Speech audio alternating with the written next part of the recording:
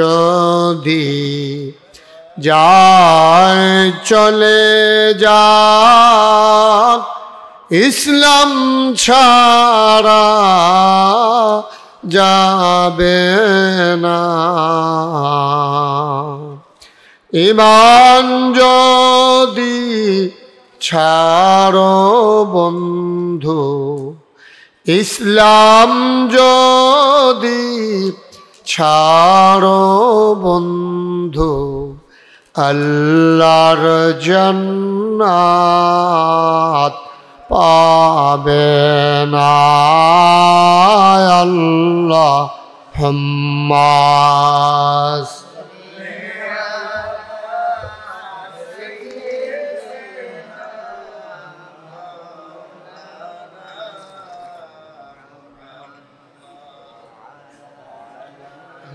মাদ্রাসার জন্য ছাত্রছাত্রীদের আর অল্প সময় হয়ে গেছে, এই বিষয়ে আলোচনা নাকি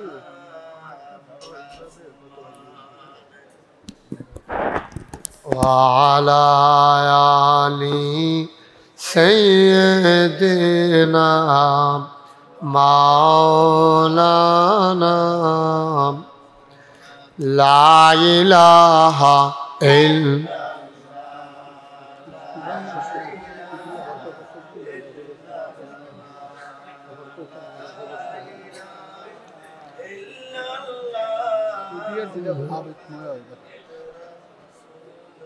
লা ইলাহা ইল্লাল্লাহ, লা ইলাহা, লা ইলাহা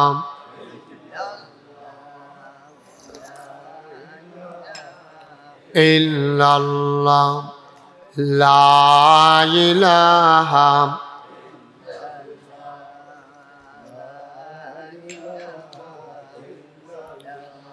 লা ইলাহা ইল্লাল্লাহ মুহাম্মাদুর রাসূলুল্লাহ সাল্লাল্লাহু আলাইহি ওয়াসাল্লাম। আল্লাহুম্মা সাল্লি ওয়া সাল্লিম ওয়া বারিক আলাইহি।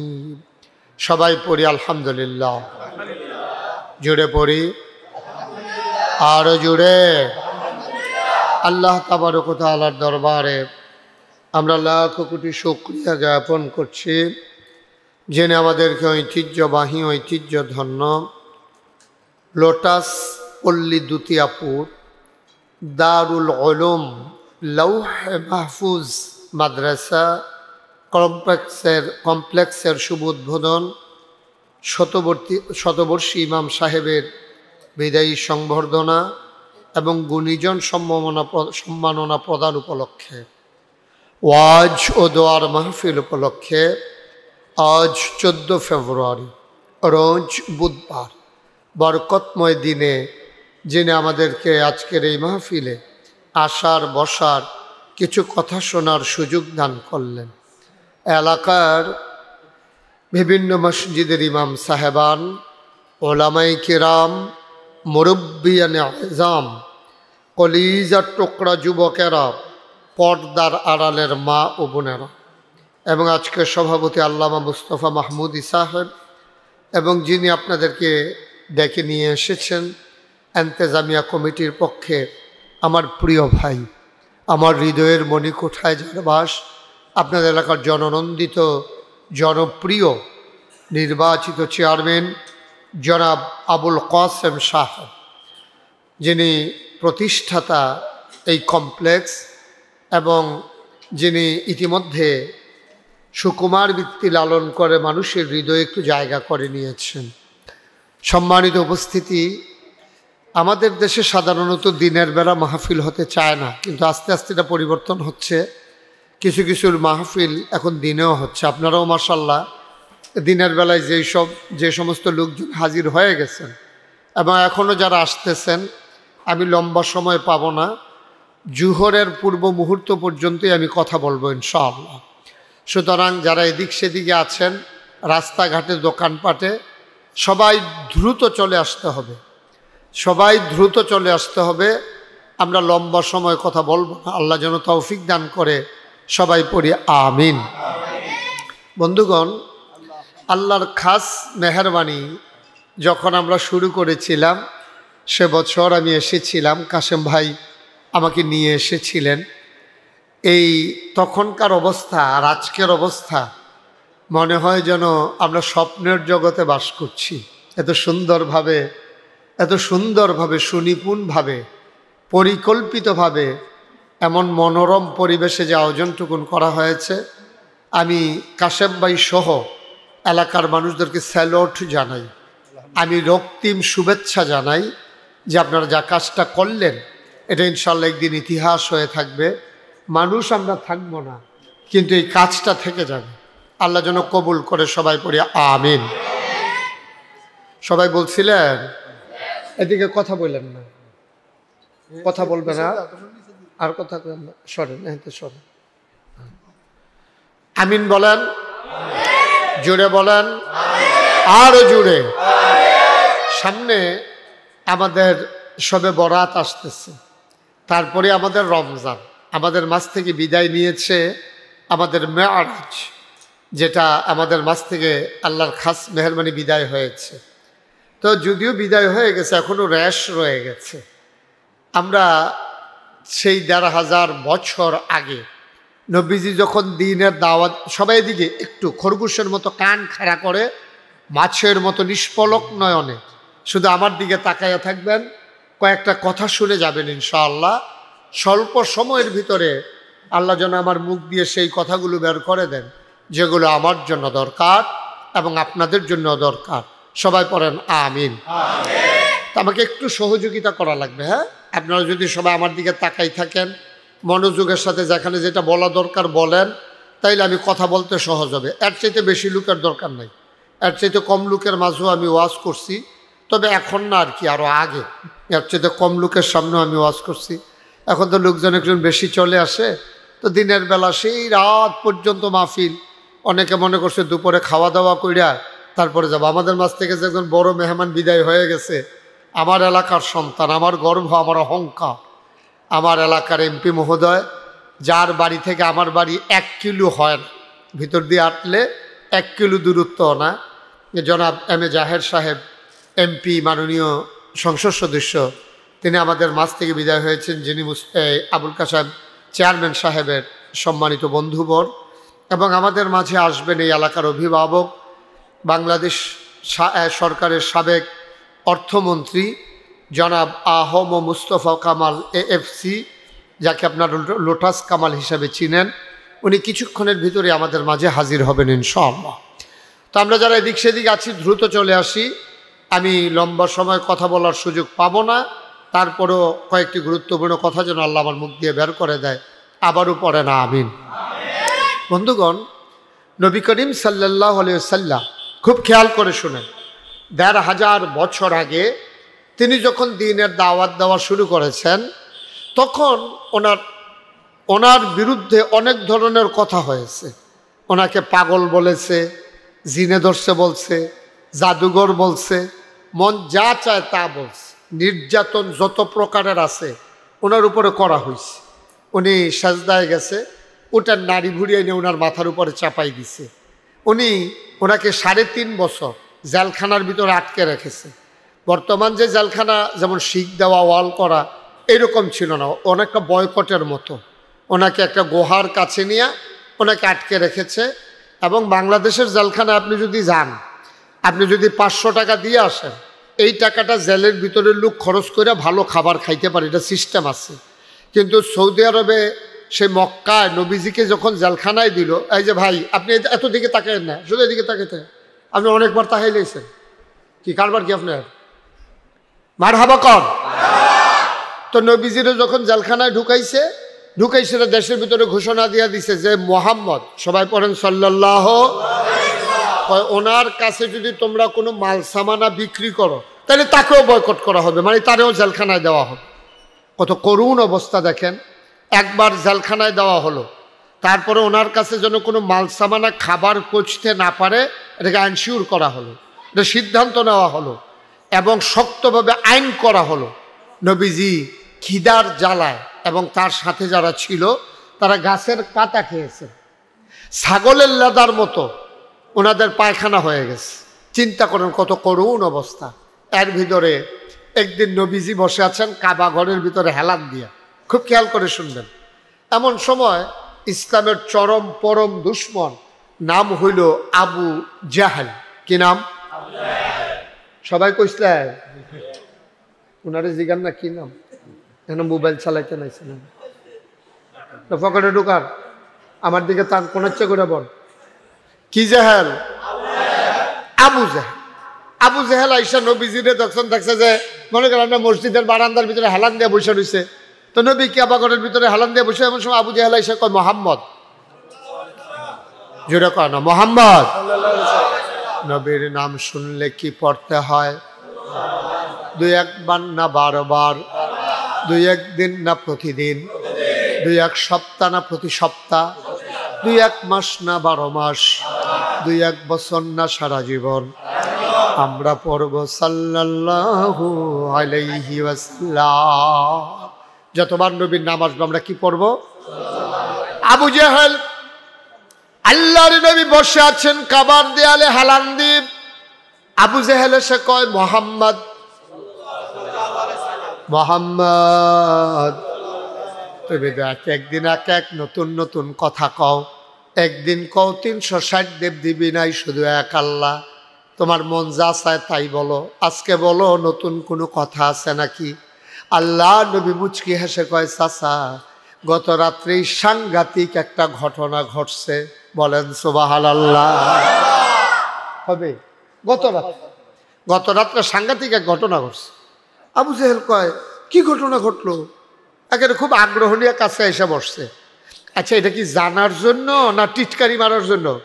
টিটকারি মারার জন্য, যে খুব মানবো জানবো এই জন্য কিন্তু এসে বসে নাই। মনে করছে যে হ্যাঁ দেখি না কি কোনো টিটকারির আয়োজন করা যায় কিনা। তখন নবীজি বলছে চাচা ঘটনা তো অন্য কিছু না, আমি যখন রাতের বেলা ঘুমাই রইছি এমন সময় আল্লাহর ফেরেশতা জিবরাইল আসছে, আইসা আমাকে সালাম দিছে, আসসালাতু আসসালামু আলাইকা ইয়া রাসূলুল্লাহ, আসসালাতু আসসালামু আলাইকা ইয়া হাবিবাল্লাহ, আসসালাতু আসসালামু আলাইকা ইয়া শাফিয়াল মুজনুবিন, আসসালাতু আসসালামু আলাইকা ইয়া রাহমাতাল লিল আলামিন। আমাকে বলে সালাম দিল, আমি জবাব দিয়ে দিলাম ওয়ালাইকুম আসসালাম। জিবরাইল আমাকে লাফ দিয়ে উঠালো, টান দিয়ে উঠালো, আমি উঠে বসলাম। জিবরাইল আমারে বলে তাড়াতাড়ি ওযু করে নেন। সুবহানাল্লাহ বলবেন না? মাঝরাত আমার ঘুম ভাঙিয়ে দিল, আমাকে বলে তাড়াতাড়ি ওযু করে নেন। তা আমি তাড়াতাড়ি করে ওযু করলাম। ওযু করার পরে আমার হাতে ধইরা নিয়ে গেছে কাবার কিনারে। কাবার কিনারে নিয়ে সিট করে শোয়াইয়া আমার সিনাটা কাইটা ভেতর থেকে কাল্প বের করে মিকাইল আলাইহিস সালাম আরেক ফেরেশতা ওনারে ডাক দিছে। তো ডাক দিছে বলে উনি দৌড়াই আসছে, কয় জমজমের পানি নিয়ে আসো। কয় জমজমের পানি আনছে, কোসাইলে আমার কলমটারে ধুইয়া ভিতরে দিয়া আবার ছাটনাগুলা সোজা করিয়া টান দিয়া সেলাই করে আমার ছাইড়া দিছে। তারপরে আমাকে বরাকে করে একটা টান দিয়া নিয়ে গেছে ফিলিস্তিন। সুবহানাল্লাহ বলবেন না? আবু জাহেল কয় কই গেছলা? কয় ফিলিস্তিন। কয় কবে? কয় গত রাত্রে। কয় তুমি অহন কো? কই যে আপনার সামনে বইয়ে রইছি। কয় বেড়া যাইয়ে তাই ক মুহে দিয়া। আচ্ছা ঠিক আছে, তো এই যেই কথাটা এখন আমারে কইলা, এই কথাটা কি তুমি এই কয়েকজন লোক ডাক দিলে সবার সামনে কইতে পারবা? কত সত্য কথা, কম অসুবিধা কি? আবু জাহেল দৌড়াইয়া গেছে সাফা পাহাড়ে। যারা হজে গেছেন তারা দেখছেন সাফা পাহাড় হইলো ওই সাফা এবং মারোয়া, এটার ভিতরে সাই করা লাগে। সাফা পাহাড় উঠে ডাক দিছে, আয় তোমরা দেশের মানুষকে কই আসো, তাড়াতাড়ি আসো। ও নেতায় ডাক দিছে, কর্মীর কি আর হুশ আছে? সব দৌড়াই আইছে। আইয়া সেটা যখন খাবার কিনারে দেখে যে নবীজি, মাইকটা একটু কমাই দাও, আগের জায়গায় নাও। যখন নবীজি এবার সামনে সবাই এসে বসছে, তখন আবু জাহেল বলতে, খুব খেয়াল করেন, আবু জাহেল বলতেছে, কয় যে মোহাম্মদ ওই যেই কথাটা একটু আগে আমার কাছে কইসলা এই কথাটা আবার একটু কম। তো নবীজি কই কথা তো শুনলেন, এটা আবার কোয়ার কি আছে? কয় তারা তো শুনছে না। কয় তো আপনি কর না। কয় না তোমার মুহে তারা শুনুক। কয় কথা দাও কিছু না, আমি তো শুয়াছিলাম, তো মেহানির ঘরে তামারে ডাক দিয়া জিবরাইলে তুললা অজু করাইয়া কাবা ঘরের কাছে আনছে, আইনা সিট করে শোয়াইয়া সিনাটা কাটটা কলব ডাবার করে জমজমের পানি দিয়ে ধুইয়া আবার সেলাই করে বুড়াকে করে ফিলিস্তিন লয়ে গেছে। তা এরপরে তো ফিলিস্তিন থেকে হেন গিয়াসের আমি 2 রাকাত নামাজ পড়লাম, এরপরে উপরের দিকে উঠতাম ইসলাম। এই আবু জেহেলে কথা আর টনের দূরে সারবো আমি, হ্যাঁ আমারে তারা থামাই দিছে, আমারে আর উপরে উঠতাম দিছে না, কথা দই দে সুবহানাল্লাহ কইতেন না। এখন আবু জেহেলে কয়, ও আমি যে সবসময় কই মোহাম্মদ পাগল, নাউজুবিল্লাহ কইতেন না, এটা কি কইয়া দেওয়ান লাগবো নাউজুবিল্লাহ কর? আমি যে সবসময় কই মোহাম্মদ পাগল, তোমরা তো কথা শুনো না, তোমরা তো আমার কথা শুনো না, দেখো পাগল কারে কয়। এই আমরার ভিতরে ফিলিস্তিন গেছত কারারে? তো একবার কয়, ভাই সাহেব আমি কালু খাইছি। আপনি এরকম করতেছেন কেন বুঝলাম না। এই যে বেগুনি রঙের পাঞ্জাবি কই চাইতেন আপনি, কি করেন? আমি 3 বার ডাক দিছি, আপনি আমার দিকে না তাকাই থাকবেন। এই সুইটটা ফলাফানের মতো আপনি এই বয়সে এটা করেন, সুইটটা থাকতে কিতা করছেন কি? হ্যাঁ, শুধু আমার দিকে তাকাই থাকবেন, আমি আপনার দিকে চাইয়া চাইয়া কথা কইতাছি না। হ্যাঁ আমিন কর। আমরা সারওয়ার ভাই আইয়া পড়ছো নাকি? হ্যাঁ ঠিক, হ্যাঁ চিনি তো সারওয়ার ভাই। আসেন, সারওয়ার ভাইয়ের মনে আসেনি আমার কথা? কি ভালো আছেন না? বসেন সারওয়ার ভাই বসেন। জি জি, সময় একেবারে কম, একটু সুযোগ দিতে হবে আমাকে, 12:30 বেজে গেছে। আমিন বলেন। এই আমিন হইতো না, জোরে কন। তো যেই কথাটা বলতেছিলাম, এবার আবু জেহেল কইতেছে, বলো কথা বলো, আমরার ভিতরে তোমরা কে গেছিলা ফিলিস্তিন গেছলা গাড়া? তা একবার কয় যে ভাই সাহেব আমি গতকালকে আইছি।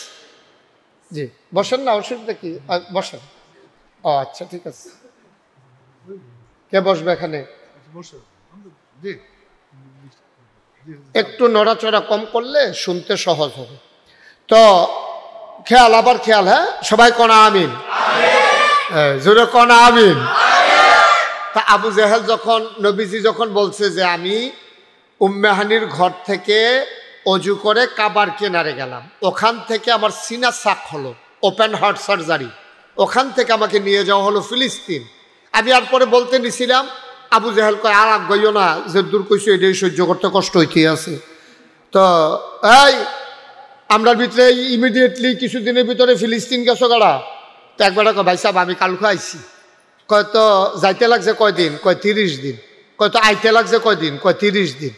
তো আইতে যাইতে কয়দিন হয়? 60 দিন। আর নবীজি কয় গেছে কবে? আর অহন কখনো কাবার সামনে বৈশা রয়েছে, সুবহানাল্লাহ কইতেন না? এখন আবু জেহেল কয় আমি যে মোহাম্মদ রে পাগল কই না, তোমরা তো বিশ্বাস করো না। এখন দেখো পাগল কারে কয়, 60 দিনের রাস্তা হ্যাঁ বিলে কালকার আইতে গেছে, আজ বিলে আমরা সামনে বইয়া রয়েছি কথাই রি। এখন সব যারা কাফের তারা কইতে আছে, আপনি আমরারে দমকি করে লাভ নাই। এবার বেশি পাগল হইছে এই আবু বকর, সুবহানাল্লাহ না কেন? আপনি আবু বকরে ডাক দিয়ে না কথাটা কইতেন পারলে দেখবেন আবু বকরে আমরা এবার দলের তো ছড়াই লইতাম ফারাম। এটি হইলো পাগলামি কথা। 60 দিনের রাস্তা, এবার রাত্রে গিয়া সোহালে এখন বইয়া রয়েছে, কইলে আপনি মানি নাকি? ডাক দেন আবু বকরটা ডাক দেন। তো আবু জেহেল কইসাই যারে আবু বকর একজনে ডাক দিয়া লইয়া একবারে দৌড়াইয়া গেছে, গ্যাসের আবু বকর ওই জেহেল ভাই সাহেব আপনারা ডাহে, এই কথা কইসা পর আবু বকর সিদ্দিক দৌড়াইয়া আইসে। আইসে দেখে নবী প্রশান্ত চিত্ত, একেবারে সুন্দরভাবে সাবলীলভাবে তিনি বসে আছেন একটা এই কাবাগরে হেলান দিয়ে, চতুর্পাশ দিয়ে সব কাফের দাঁড়িয়ে রয়েছে চতুর্পাশ দিয়ে সব কাফের। ভাই এটা একটু সরান তো, আপনি সরান একটু, এটা জনসভা, এটা মাহফিল, সবাই কনা আমিন, জোরে কনা আমিন। এখন করছে কি, এই এবার কইতেছে যাও আবু বকরে ডাক দিয়ে নিয়ে আস। আবু বকর সিদ্দিক দৌড়াই আসছে, আইসা দেখে নবী বৈশা রয়েছে, চতুর্দিক দিয়ে সব কাফের। আবু বকরের মনটা চিন্তিত হয়ে গেল, আরে ওরা আবার নবীর উপরে গায়ে হাতটা দিল কিনা, সব কাফের আর নবী আমার একা। আবু বকর সিদ্দিক ঢুইকেই নবীজিকে সালাম দিল, আসসালাতু আসসালামু আলাইকা ইয়া রাসূলুল্লাহ। নবী বলেন ওয়ালাইকুম আসসালাম ওয়া রাহমাতুল্লাহ। আবু বকর সিদ্দিক ঢুইকেই দেখেন, এখন শিখন কথা খুব মন দিয়ে শুনে। আবু বকর সিদ্দিক ঢুইকে সেই নবীরে দেখা কই ইয়া রাসূলুল্লাহ গত রাত্রে আপনি কইয়াছিলেন, সুবহানাল্লাহ না কেন? এখনো কিন্তু কোনো কথা হয় নাই, জিজ্ঞেসও করে নাই, কিচ্ছু বলে নাই। আবু বকর সিদ্দিক ঢুইকেই বলতেছে, গত রাত্রে আপনি কই ছিলেন? নবীজি কয়, কেন? আমি তো গত রাত্রে মক্কায় আপনারে তালাশ করছি, আপনাকে পাই নাই। আবু বকর জানেও না নবীজি এতক্ষণ আবু জেহেলের সাথে কি বলছে, কিন্তু নবী আবু বকর ঢুইকেই বলতেছে আপনি কই ছিলেন। এখন কাফের একজন আরেকজনের দিকে চায়, কিও মোহাম্মদে কইছিল ফিলিস্তিন গেছে গা, আর আবু বকরে কয় আইয়া পাইছি না, তো সাক্ষীয়ে নইল, তো সোটাই টানা বিলান সবার যারা ভিড়ছি আগের থেকে বেশি। সুবহানাল্লাহ কইতেন না?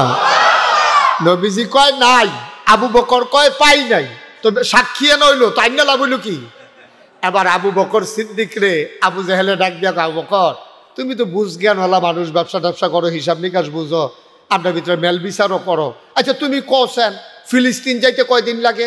কয় 30 দিন। কয় আইতে লাগে কয়দিন? কয় 30 দিন। কয় তোমার মোহাম্মদে কিতা কইছে শুনছনি? কয় কিতা কইছে? কয় মোহাম্মদে কইছে গত রাইতে বিলে গেছে, অহন বিলে আমরা সামনে বইয়া রইছি। আবু বকর সিদ্দিক সাথে সাথে জিজ্ঞেস করলে, এটা কি নবীজি কইছে না তুমি বানাইয়া বানাইয়া কও, সত্য করে কও? আবু জেহেলে কয় তো জিগাও না মোহাম্মদ রে। কয় আমি জিগাইতাম না, তুমি কইলে সারবো, এটা কি সত্য না মিথ্যা? আবু জেহেল কয় অবশ্যই সত্য, মোহাম্মদের সামনে আছে, হে নিজে কইছে কালখা বিলে গেছে, অহন বিলে আইয়া বইয়া রইছে। আবু বকর সিদ্দিক একটা সেকেন্ড দেরি করলেন না, ডাক দিয়া কয়, ও আবু জেহেল সহ নেতারা শুনো, যদি আমার নবী এই কথা নিজের মুখে বইলা থাকে, কোনো যুক্তি বিবেকের দরকার নাই, নবী যদি বলে থাকেন গেছে, তাইলে অবশ্যই গেছে।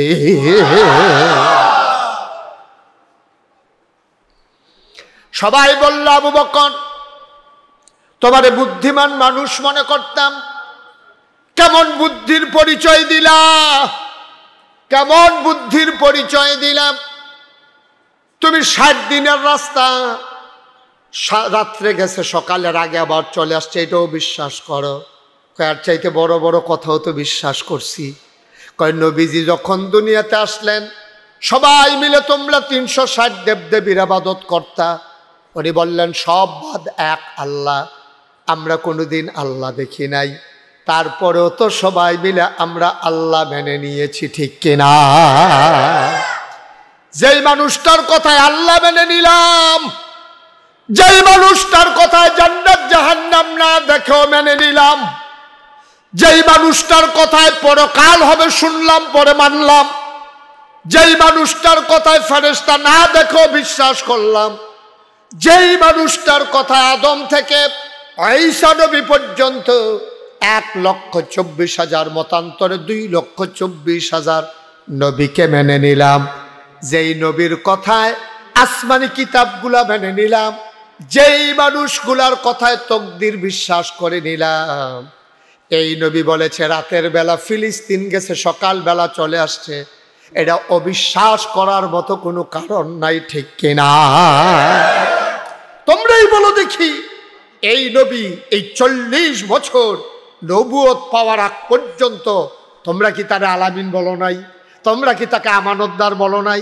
তোমরা কি বলো নাই তিনি ওয়াদা খেলাফ করেন নাই? এ আবু জাহেল, তুমিও তো তোমার মাল সামান আমানত রেখেছো নবীর কাছে, তোমরা বলেছো এই নবীর কাছে আমানত রাখলে আমানতের খেয়ানত হয় না, বলো নাই? আজকে এক আল্লাহর কথা বলার কারণে তোমরা বিরুদ্ধে লেগে গেছো। তোমরা বিশ্বাস না করো আর না করো, আমি বিশ্বাস করি যেই নবী জীবনে কোনোদিন মিথ্যা বলেন নাই, এই নবী ফিলিস্তিন না গিয়া ফিলিস্তিন গেছে এই কথা বলার ওনার দরকারও নাই, ঠিক কিনা কও?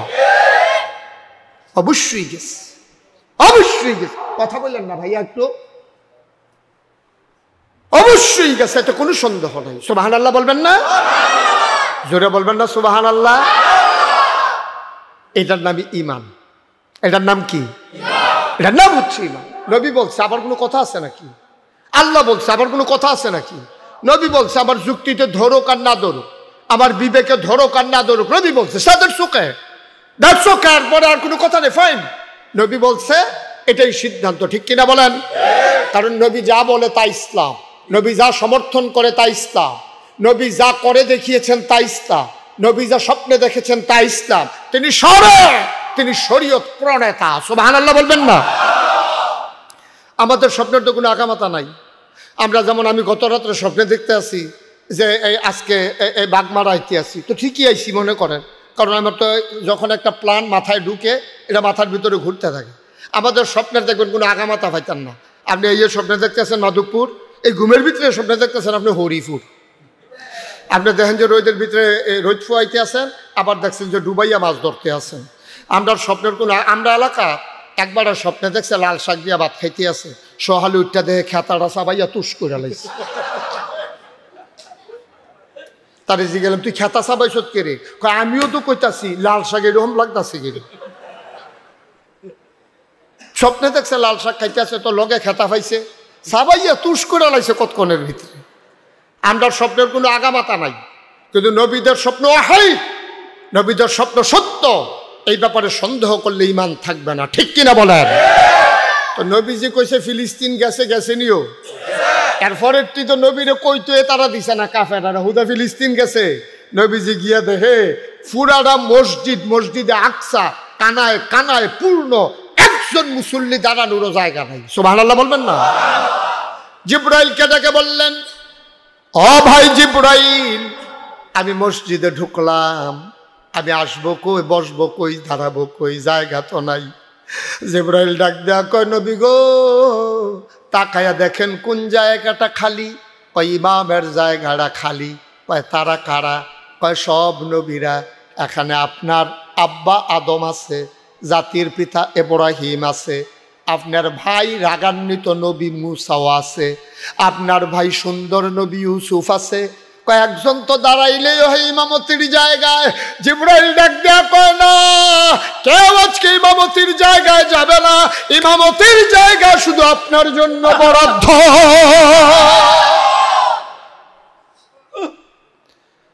এতদিন মানুষ শুনেছি আপনি ইমামুল মুরসালিন, মানুষ এতদিন শুধু শুনেছে, মানুষ শুনেছে আপনি ইমামুল মুরসালিন।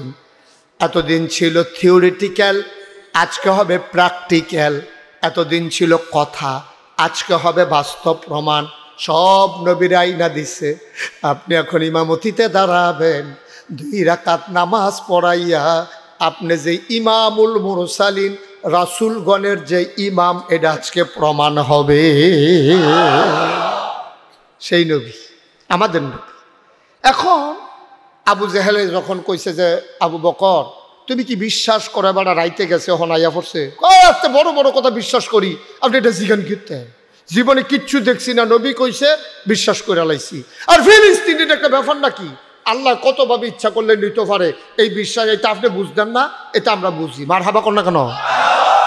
এখন কাফেরদের ভিতরে সিহন কথা কন্যা আছে, বাটফার মার্খা লোক সব যুগে যুগে ছিল, এখনো বাংলাদেশও আছে নাকি নাই? সেইদিন কয়দিন আগে ধরা পড়ছে একটা ঢাকা ইউনিভার্সিটি, হেতে কইয়া বইছে কিটা কয় যারা পর্দা করে, খেয়াল করেন, যারা পর্দা করে, যারা হিজাব পরে, যারা মেকআপ লাগায়, যারা বুরকা পরে, তারা ঢাকা ইউনিভার্সিটিতে পড়ার দরকার নাই। জোরে কইতেন না নাউজুবিল্লাহ? কইয়া দোলাইছে, আপনি নাউজুবিল্লাহ কইলে লাভ কথা তো কইছে। ঢাকা ইউনিভার্সিটির প্রফেসর কি অটো চালায়? কথা বলে অটো চালায়, তে কি সিএনজি চালায়, তো মাটি গাড়ে, অনেক লেখাপড়া করে ঢাকা ইউনিভার্সিটির প্রফেসর অন লাগে, সব বুঝছে, বাইসাবি ইসলামটা বুঝছে না, ঠিক কিনা কও? সব বুঝছে মাশাআল্লাহ, সব বুঝে, ইসলামটার বালা আর বুঝে না। সূরা ফাতিহা কইতে কইলে কাঁপতে কাঁপতে তার লুঙ্গি বেড়ে খুলে জিজ্ঞা, আবার কয় অজু নাই। আরে অজু দরকার, তুই অজু ছাড়া ফরে নাই কইয়া বইছে। কত বড় কথা, পর্দা করা কি নফল না ফরজ? কথা কয় না, নফল না ফরজ? এই পর্দার ব্যাপারে কত বড় জঘন্য কথাটা কইছে, কয় যারা পর্দা করে তারা ঢাকা ইউনিভার্সিটিতে আসার দরকার নাই। তার কথায় মনে হয় ঢাকা ইউনিভার্সিটিতে তার বাপের। আমরা বেড়াইতাম আইছি বাংলাদেশ, মনে হয় তার বাহার বাড়ি, আমরা মামুর বেদ বেড়াইতাম আইছি। বেড়া মুহে দিয়া যাইয়ে তা কথা কও, এই গরু খাওয়ান হারাম না হালাল? গরু খাওয়ান যে হালাল, এইটাও তো কিছু বাচ্চা বাচ্চা খাওয়ান লাগে। গরু খাওয়ান হালাল দেখে কি তুই লাঞ্জার লুম্বারে খাই নেবি? তুই মুহে দিয়া যাইয়ে তা কথা কইবা, মনটা যা ধরে তা করবা। তুই পর্দার বিরুদ্ধে কথা বলছো, তুমি কত বড় কলিজা তোমার। যেই বাংলাদেশে 92% জন লোক মুসলমান, যেই দেশ মসজিদের দেশ, মাদ্রাসার দেশ, যেই দেশে হক্কানি পীর মাশায়েখেরা লুঙ্গি পরা শিখিয়েছে, হরারামের জায়গায় কলমা পড়তে শিখিয়েছে, শ্রীর জায়গায় মোহাম্মদ লিখতে শিখিয়েছে, টিকির বদলে টুপি পড়তে শিখিয়েছে। যেই দেশের মুসলমান এশা নামাজ পড়ে, দুরুদ পড়তে পড়তে ঘুমোতে যায়, ফজরের আজান শুনলে আবার ঘুম ভাঙ্গে, সেই মুসলমানের দেশে শীততাপ নিয়ন্ত্রিত কক্ষে বসে খোদ রাজধানী ঢাকাতে তুমি ইসলামের বিরুদ্ধে কথা বলো। আমি বলেছি পুলিশ পাহারায় রাজধানীতে বসে পুলিশ ইসলামের বিরুদ্ধে কথা বলা সহজ, পারলে ওই লালবাইয়ের জমিনে এসে বলো, পিঠের চন্দ্র দিয়ে ঢাকা যাওয়া যাবে না।